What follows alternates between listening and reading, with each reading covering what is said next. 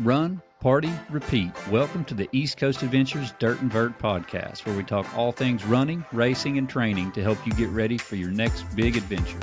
Learn from our successes and our failures, and have fun at the same time. Join us right here every week with inspiring guests who share their captivating tales from the trails. And remember, nobody cares. Run faster. All right. Welcome back to the Dirt and Vert Podcast. I'm David. And I'm Mary. And we have a special guest with us today, the Hyperlyte co-founder, Jeremy Bohnett, which I've been using Hyperlyte now for, 2 months roughly. I've been testing it out. I got to say, so far, I'm a fan. I kind of go back and forth with the caffeine and the regular, but, it's so far it has worked really well with me. And I'm pretty thankful to find that product. So I'm glad that we could get you on here to learn more about you and also about your running. So interesting enough, looks like you've got several ultras on here that you have ran in the past. So I always love seeing that someone who has developed a product is actually a runner. Mm-hmm. I think that goes a long way. So Jeremy Bohnett, if you don't care, tell us a little bit about who you are and how you got into running. Yeah, thanks, David, Mary. Honor to be here. I started running as a result of my desire for adventure. So I come from actually a thru-hiking background. So I have nothing but love for you Beast Coasters because my first foray into endurance athletics, if we could call it that, was through hiking the Appalachian Trail in 2010. Started in Georgia, ended in Maine.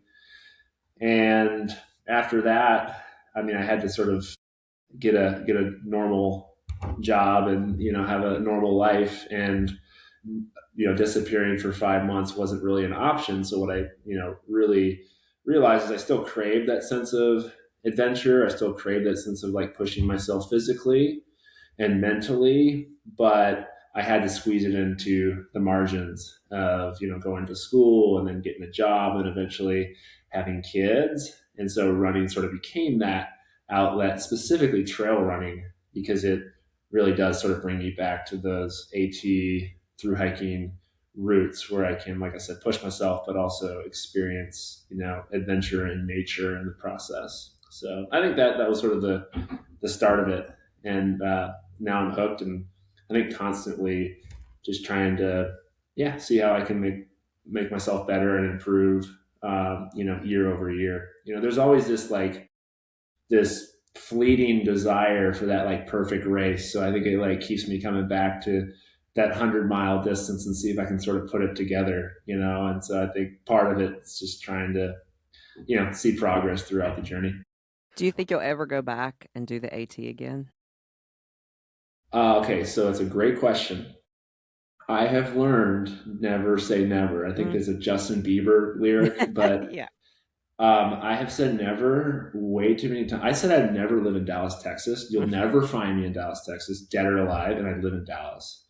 So I don't know what you want to call it. Maybe the Lord has a sense of humor, but I have said that in the past that I'll never do it.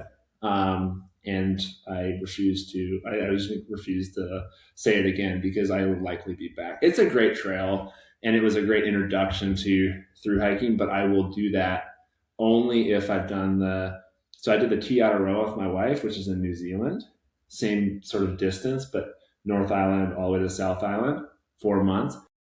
I think the PCT will come next, and then the CDT, or maybe vice versa. And then if my wife's like, hey, I want to do the Triple Crown, then of course I'll honor her and do the AT with her to get her Triple Crown as well. That's the only reason I would do the AT, I think, again. Love it. Yeah, I'd probably go north to south, though, just to see it in a different direction. Yeah, I get it. That's on our bucket list, along with a few other things. And we totally agree with you on the never thing. Yeah.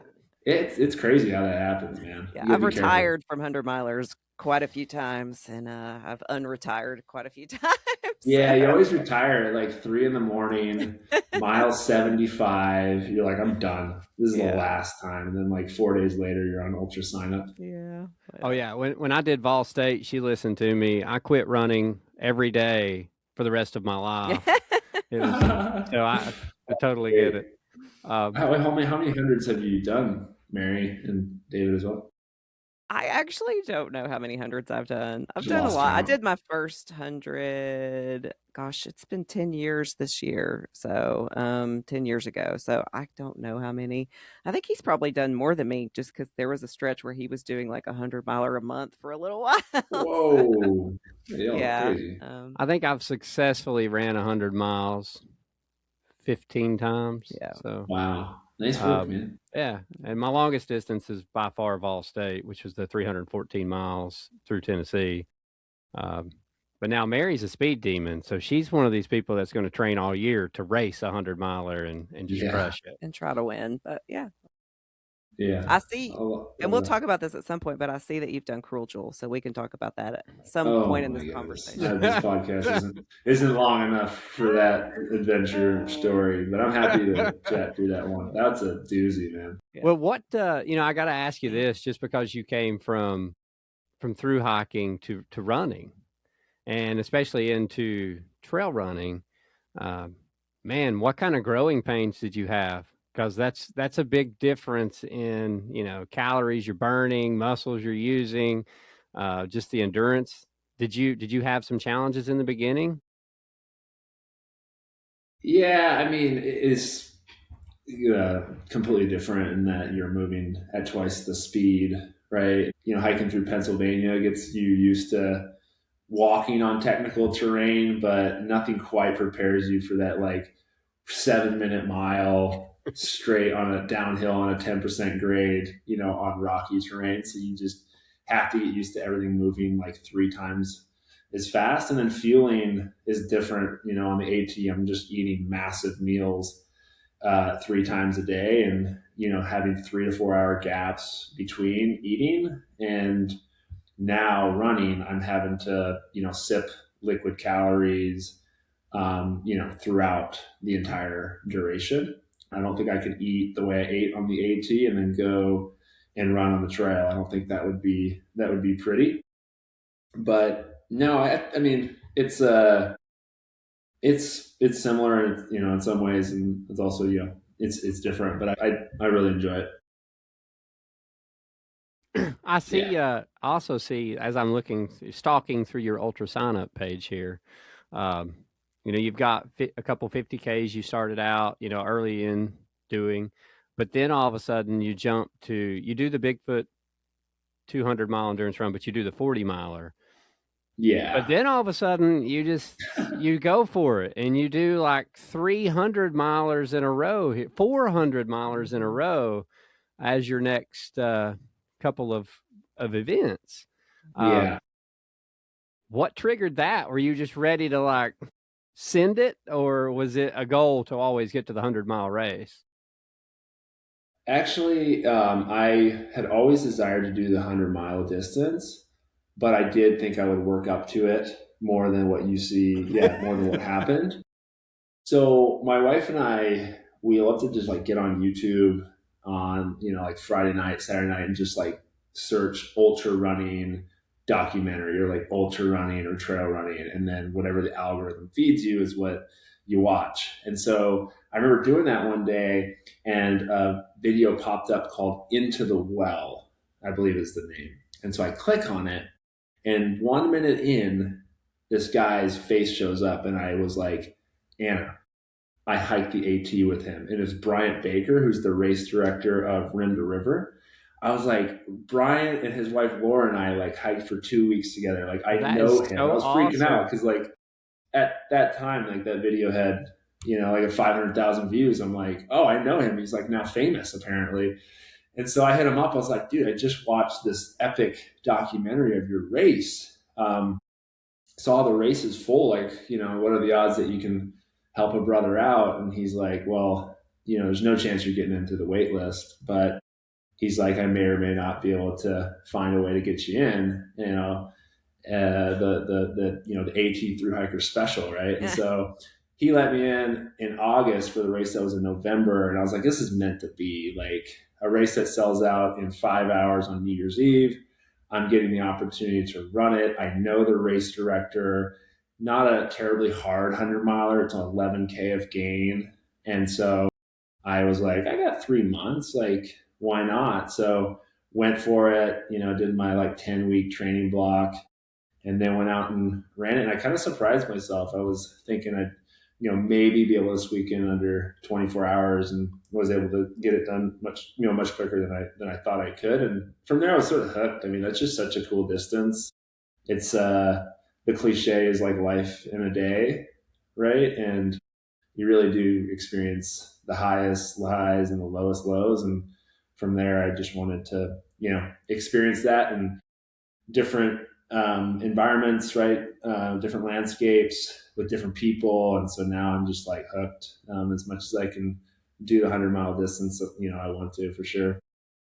It's definitely an interesting distance, and I know 200s and things have taken off, and they're extremely popular now. But like 100 miles is still extremely hard. Like it's one of those where people are sometimes they'll underestimate it if they've never ran it. They're like, "Oh, I just want to do the Cocodona 250." I'm like, you should do a 100-mile race first, because me and Mary say this all the time. The last 20 miles of your first 100-mile race, it's a whole different planet. Yeah, it's you a different can't train for it. There's place nothing on Earth. Yeah, you really can't. So yeah, there's really nothing you can do to like prepare somebody for miles. I think 70 to 100. I mean, you said 20. I'd say like 30 to 40. It's pretty rough. It is, especially for your first one. And what's really cool though is like you're in, you just can get in the worst mindset, period. Like somewhere through there, you're in the worst, but you'll meet some of the coolest people that you'll never forget during that time, and people help you, and you're just so grateful. And it's really eye-opening to see, like, you can be suffering so bad but still be having such a good time, even though you don't realize that till after the fact. You go back and you think, and you're like, oh man, that aid station, they took such good care of me. I hope I wasn't an asshole. Totally. Yeah, and exactly. And you're so thankful when it's done. I remember I emailed Sarah Snyder, Cruel Jewel race director, after the race. I said, we hey, know Sarah well, so. Yeah, Sarah's great. Actually, I saw her in the river this year, and she was like at the packet pickup or the pre-race briefing. And I was like, you the race director from Cruel Jewel? She's like, dang it, I was hoping nobody would notice me. Yeah, because like everybody has such a love-hate relationship with that race. If you've done it, it's a great race. They put on an incredible event, but it just is an absolute beat down, right?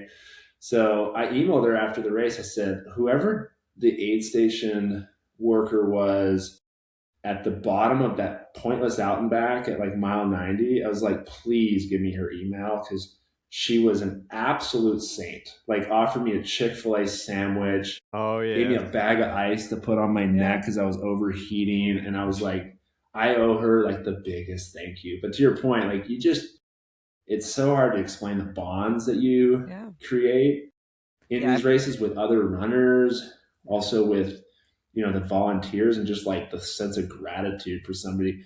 One more quick question, or one quick point. So when I did Run Rabbit Run this last year, I got caught in a gnarly storm with a t-shirt for the second time, horrible weather.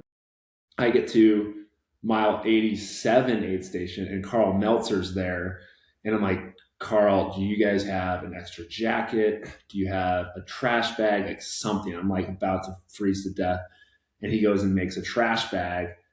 And I did the last 13 miles in a trash bag. And the next day I found him, I'm like, dude, you saved my race, Carl. Like, thank you so much. It's just like, it's so hard to describe that sense of gratitude when you're in a pretty low point and people go above and beyond to help you out.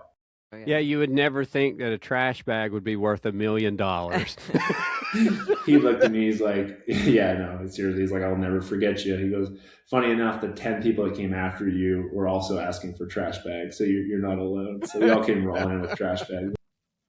That's awesome. So yeah. At what point in these races, because I don't know if people can't see, but we're looking at your ultra sign up, did you decide that you needed to do something different with your fueling? What point? Was there a race that you felt that, or Was it something that you'd felt for a long time? Did something go Yeah. wrong?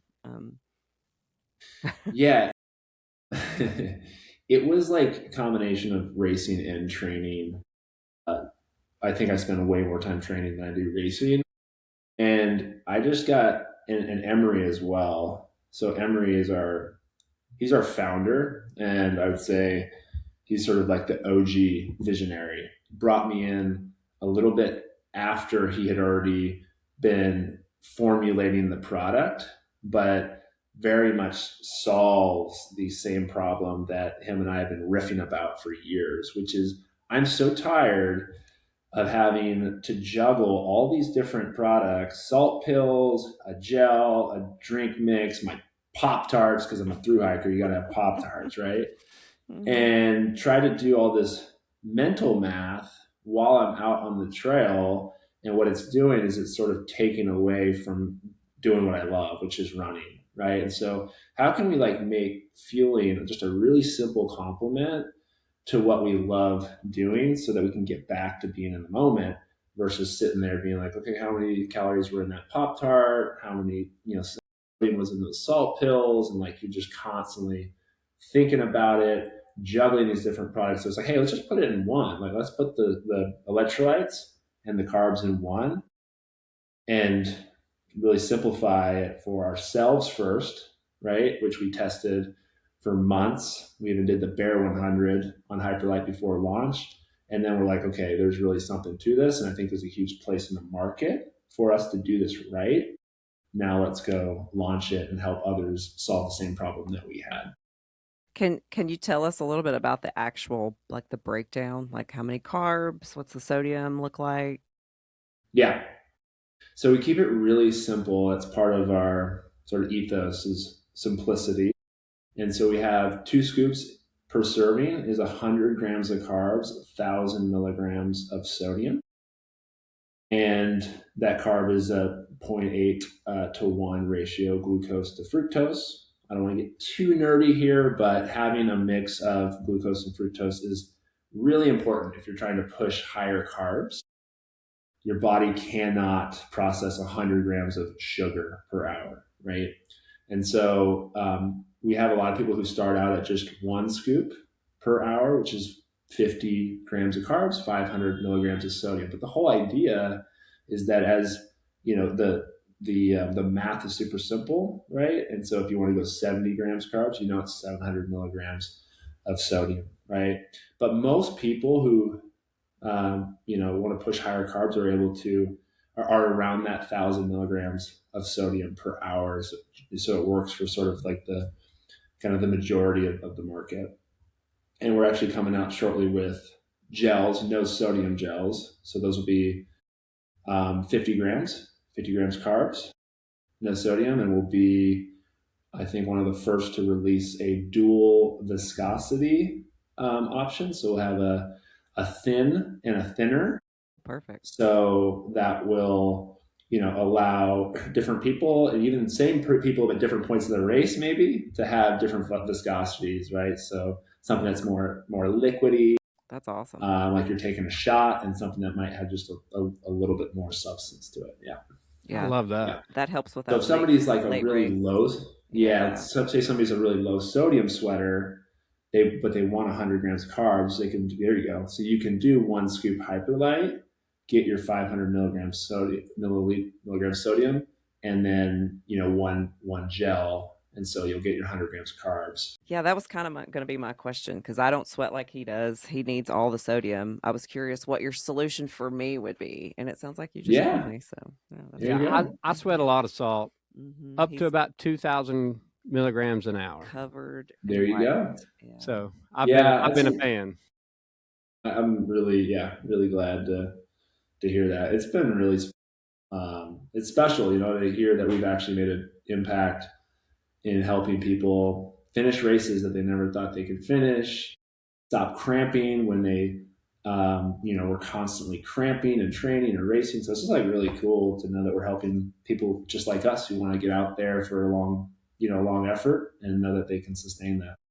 I do think it's important. I think I have a lot of athletes who They want to eat. They want to eat real food. They don't want to do a drink mix or take gels. And the conversation usually is, you can do that. Everybody's different. So what works for you? The difference is it's going to take you about an hour to get any benefit from that real food because it has to digest, break down, go to your muscles. Yeah. Like you're not going to feel the benefit as a drink mix or a gel that's designed to hit your bloodstream almost instantly. And so that's a conversation, to have with somebody. And I think that's what these are solutions to those problems. And so I think it's really important to tell people that.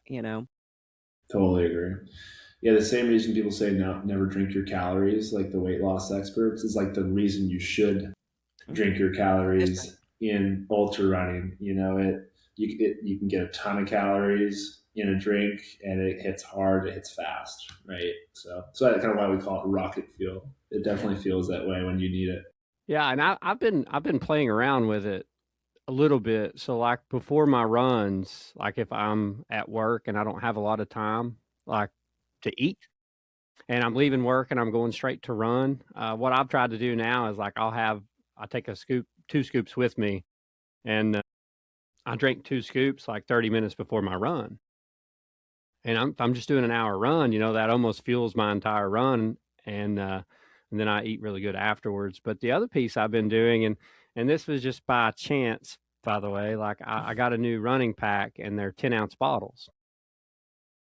So I've been putting a scoop in each 10-ounce bottle, and that is such a quick pick-me-up, I guess because it's mixed kind of strong, but it's not messing my stomach up. But 1 scoop to 10 ounces of water, I mean, it's crazy. I can feel it within just a few minutes of drinking it. So it almost feels like I'm taking a gel, to be honest. Like, but it's super thin consistency, and I really like that. I think I may do that for my next race because that's working really well for me, and I don't have any drops in energy. So I really like it. Yeah, that's awesome. And the flavor is such, and I think this is where you all hit a home run. You can mix it strong and it doesn't taste awful. Like there are some of these flavors, when you do 2 or 3 scoops, it's just so strong you really can't drink it. So I think that was a really smart idea. Did you all do that on purpose? Was that discussed? Yeah, this is where it helps to be runners ourselves because there's just it's hard to describe what you're feeling and what you want at 2 or 3 in the morning of a 24-hour race. And you don't want something that tastes like birthday cake. You don't really want something that tastes like lemon lime or whatever for 18 hours straight. Like you want something that is a neutral, semi-sweet flavor that you can take and not get that like palate fatigue, right? And I just don't think you really fully understand that unless you've tried to take something for 12, 18, 24 hours. So yeah, very intentional, and lots of credit to Emery. He is our product, wizard. He's the one in the lab, mixing the formulation. Obviously we have a manufacturer now, but he's the one that does, the testing to make sure the taste is just right. We go out and test it in the field, right? Which means hours of training, hours of racing, and make sure, hey, we don't get sick of it. We like it goes down smooth, doesn't mess with our stomachs, etc. Right? I think I heard you describe I listened to you on another podcast where you were talking about how you guys use handhelds. And so it probably helps with having it a little bit more concentrated because sometimes you don't have as much fluid in a handheld necessarily. And so, I think that probably makes a big difference. I know my handhelds are smaller, and so they're not these big bottles. And so to know it's not going to be so strong, I thought that was interesting. Yeah. When did you guys officially launch? Yeah, that was November of 2024. So that would have been just over a year ago. Yeah. Okay. Yeah, we celebrated 1 year a couple months ago, and that was awesome. Really fun. We had a bit of a party here in McKinney, surprise party for Emery, and all of our athletes put together like a really special video for him. And it's just pretty crazy. We never really thought it would be where it is at this point. Like, I think we thought we'd be at this place, 3-4 years down the line. But yeah, we're really humbled by like the reception we've had and the, encouragement we've had from the market and, the traction that we've gotten in, just a year's time, which is crazy to think about. We actually partnered with Hans though, before we launched, which you saw in that documentary. I can't believe he took a risk on us. Like, we didn't have a website, we hadn't launched, we were still like formulating it in our own like Ziploc bags and sending it to him. And so yeah, we partnered with him, and a month later we officially went to market. Yeah, but I mean, perfect timing. You couldn't have asked for that to happen any better, Yeah. And he obviously responded really well with that formula, and that showed it almost immediately. So that definitely, like, on your all side, as far as marketing and striking at the right time, you couldn't have done it any better. Yeah, thanks. I think there's some luck involved with that, right? Like, I do think it helps tremendously to be nerds of ultra running, because we know all these up and comers who nobody's ever heard of. And, we kind of have to, as a young brand, especially at that time with, very like no revenue basically, and very little budget. Like, you have to find these up and comers, because you can't afford the Michael Jordans at that point, but you can find somebody who's about to be and kind of grow with them. And so finding Hans when we did, and him loving the product, and, then winning all these races after we partnered, like, some of that's luck, right? But also some of that's just being a nerd and sort of knowing the sport really, really well. Yeah. But it's also believing in your product. Yeah. And Yeah. knowing you have a good product, and that's the thing. It's like there's stages of all of it, and I'm learning so much right now in this process from our launch. And it's one of those where, like, you kind of like you start with a clear bag, but branding is such an important piece of it. You need to have a really good product, but brand, you got to be able to stick out. And I think you all have done a really good job with your branding as well, because it's different and it's catchy. And, that is an important piece too. So you kind of got to have multiple stages of it coming out to where, like, yeah, you got to have a good product, but you also got to catch the attention of people with your branding and marketing. Yeah. And I appreciate you saying that. That means a lot. That's something else that I give Emery, and then Chris, he's our sort of chief storyteller, brand expert here.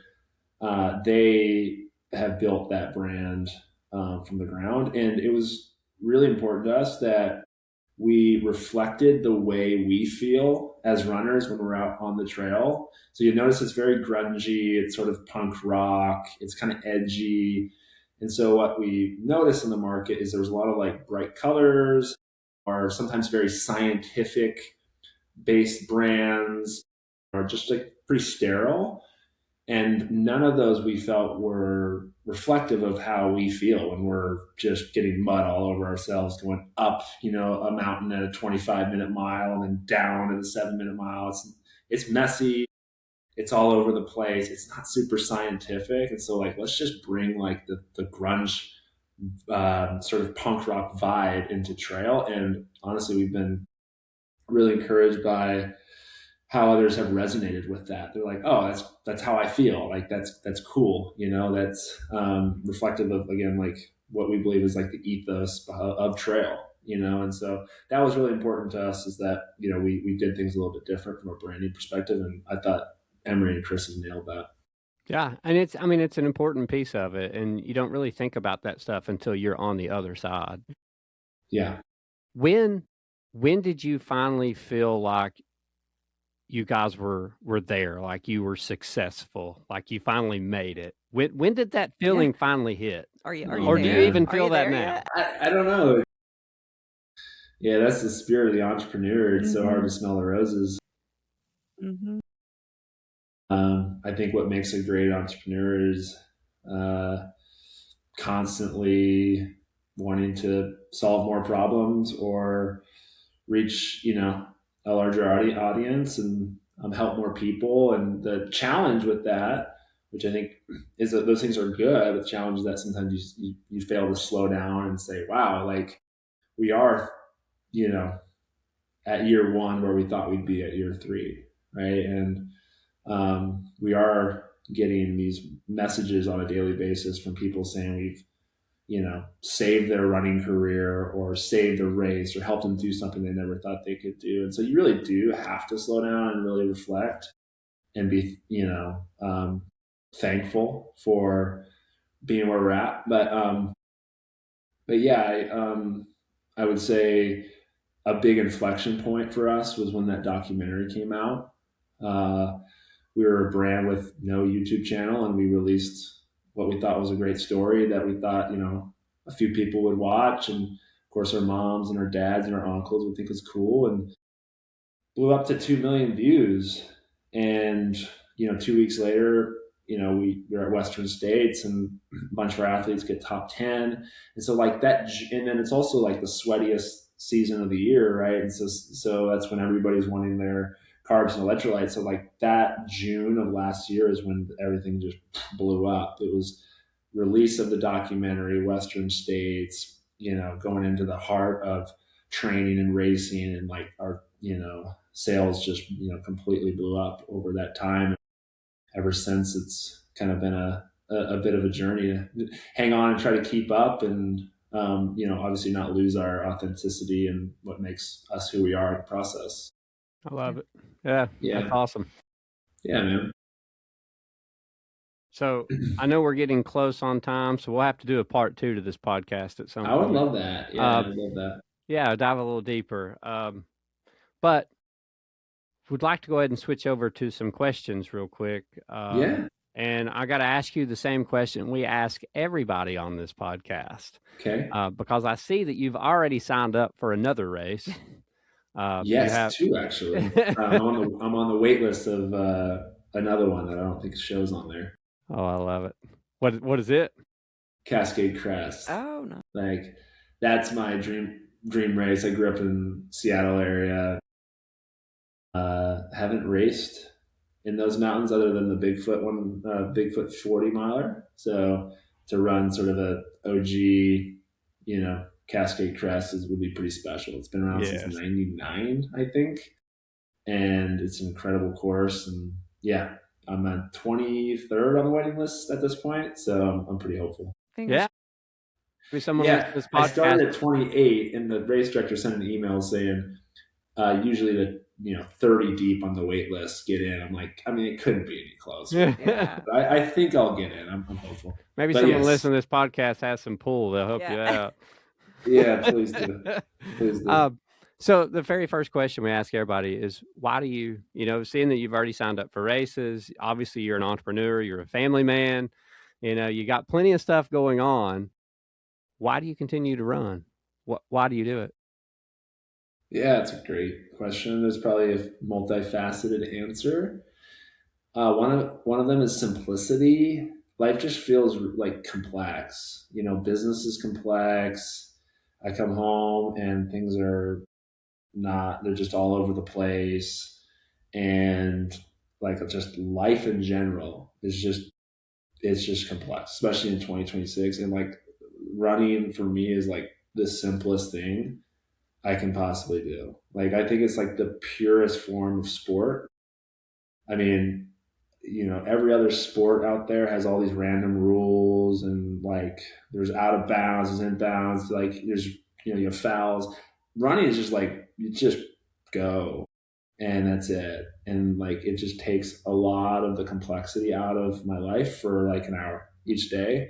And I just love that. I just love not having to worry about anything but left foot, right foot, left foot, right foot. That's I think a big piece. The other one is that outlet for my adventurous spirit. I just feel like it's in my soul to get out and, be outside and see new things, experience different places. Yeah. And then there's the component of challenging myself physically and mentally. And it's pretty easy to see progress in running, right? You only have a few metrics that you can look at. So I do kind of like that component to where it's like, oh, 2 years ago I was running this pace at this heart rate, and now I'm running this pace at this heart rate. And it's cool to like kind of see over a long period of time that type of progress is pretty tangible.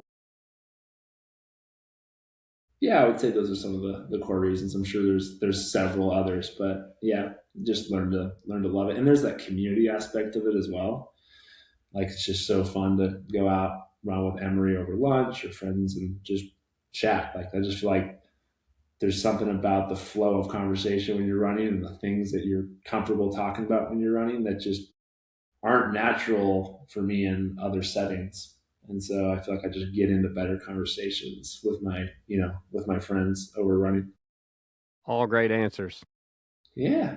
And I love all of those answers, by the way. So that's definitely a lot of reasons that most of us do what we do. It all plays a different aspect, and it all changes, as life changes, obviously, your why and what you do. So I always love hearing that. We got a few listener questions, so I'm gonna jump into these real quick.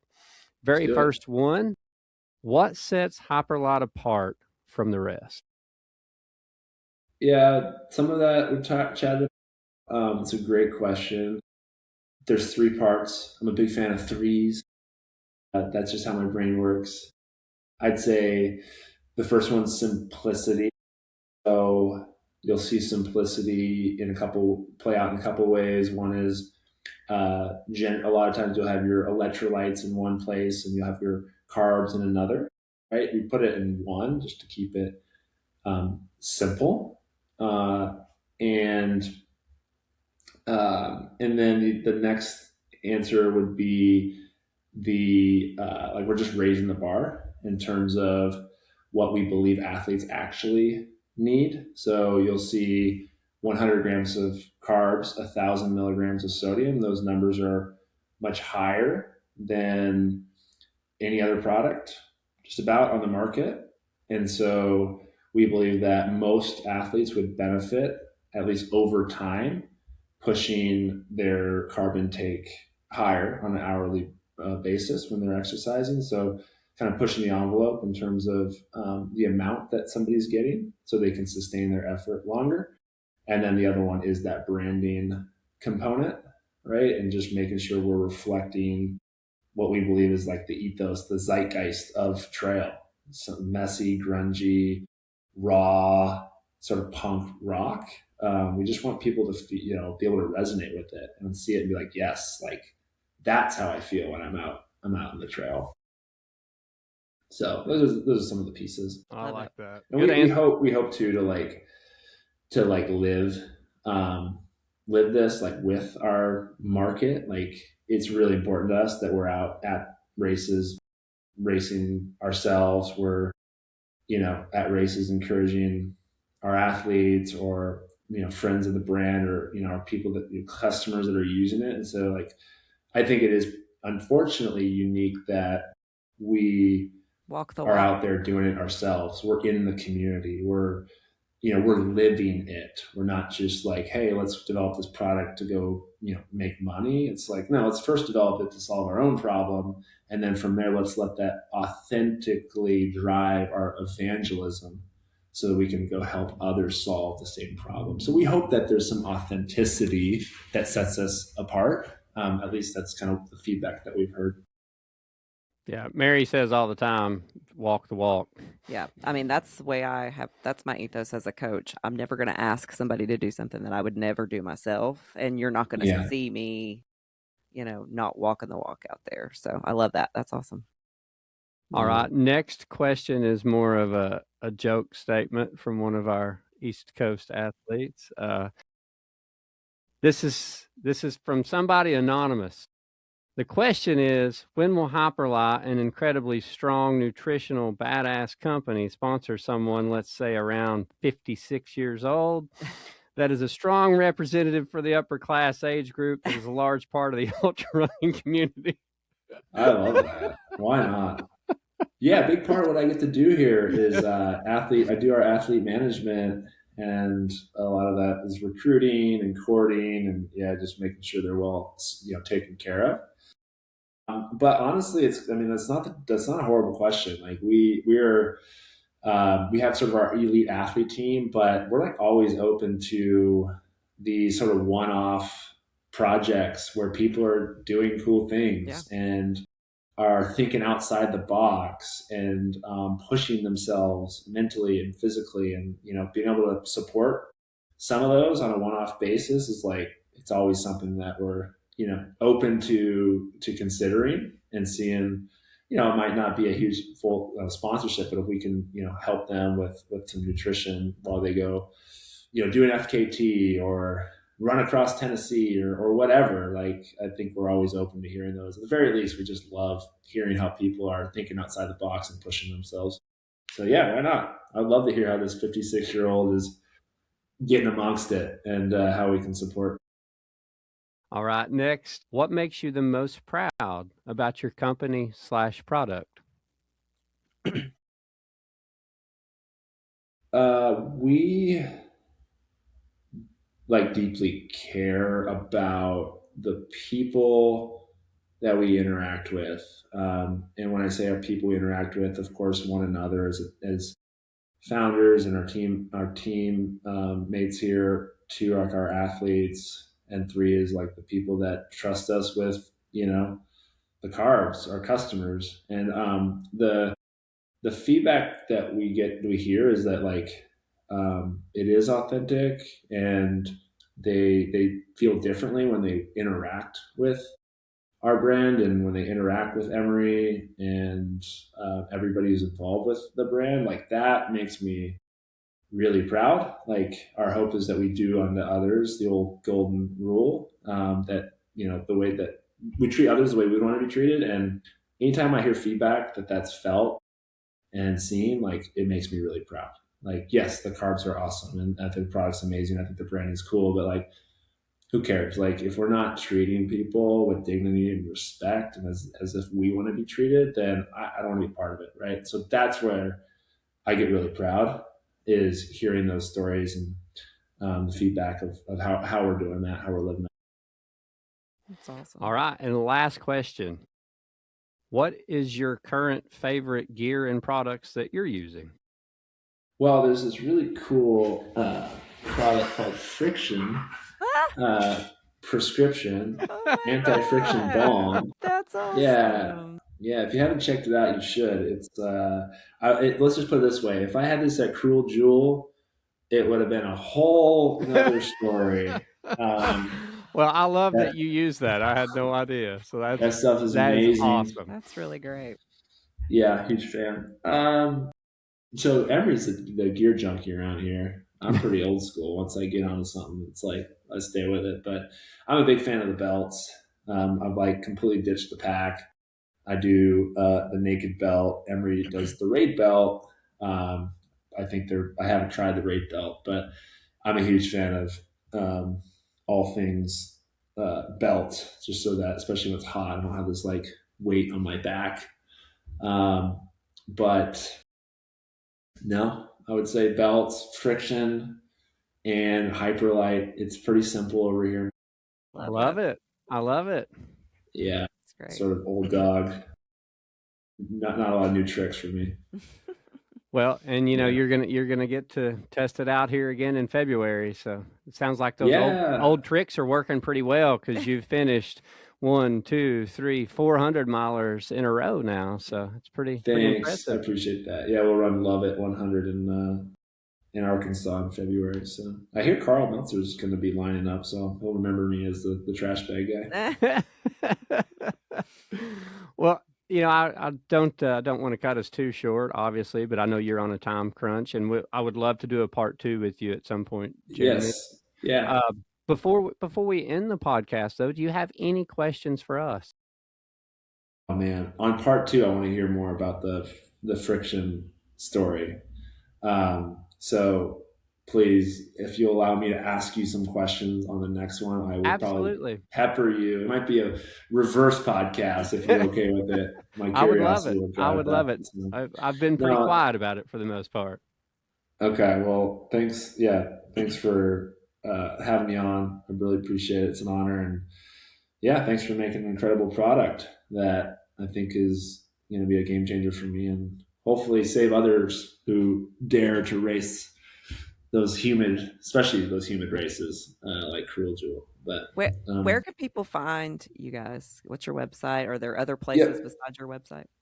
yeah, Hyperlyte Liquid Performance.com and the feed and the feed.com. And then, we're on Instagram as well. So Hyperlyte Liquid Performance on Instagram. We're also on Fuel Goods, which is an East Coast brand marketplace. So they're one of our partners.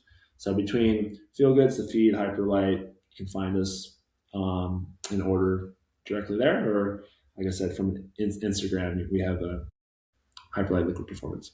Yeah, and I just set up my automatic subscription with the Fooster for Hyperlyte. Hey, Yeah, come on, man. Yeah, right. Fooster's great. He's awesome. So Yeah. we really appreciate that. But yeah, Fooster, I guess, is another place you can find it. Sorry. Well, they're fairly. Sorry, Brian. Yeah. When will the gel be released? About a month. So late Feb, early March. Yeah. If a man wanted to test one of those for his upcoming race, how would he go about that? So when's your upcoming race? March 21st. Oh, okay. We should be hopefully launched by then, but you know how things go. There's what you plan, and then sometimes there's reality, which is different. But if all things go to plan, then we'll be able to have that directly from our website. Again, the feed, Fooster, Feel Goods. But if not, you shoot me a message, and maybe we can get you a backdoor sample. I love it. Yeah, I'd like to try some before the race if it comes out early enough.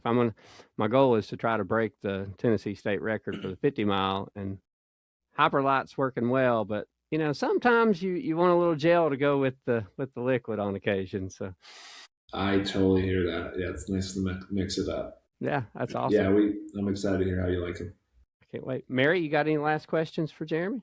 We'll save it for part 2. I have lots of questions actually, but I just don't want to take up your time. Yeah, maybe we can do another round like late February, early March. I'll shoot you some dates. Let's see what we can do. We'll finish part 2. I would love that. Let's do that. Really appreciate y'all for having me on. And actually, let's do it after your 100 miler.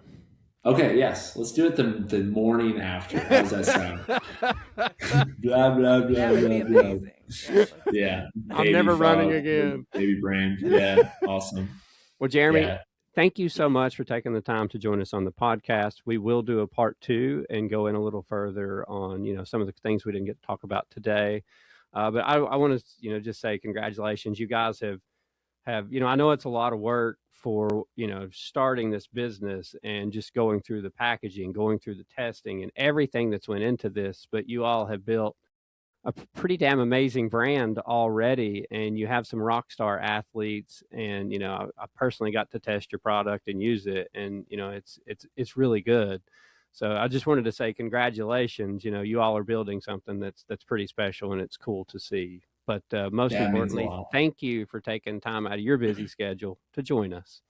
Thank you. I really appreciate you having us and being able to tell a little bit of our story. And thanks for being a fan of the brand and the product. And yeah, looking forward to our next conversation where I will interview you primarily. So get ready.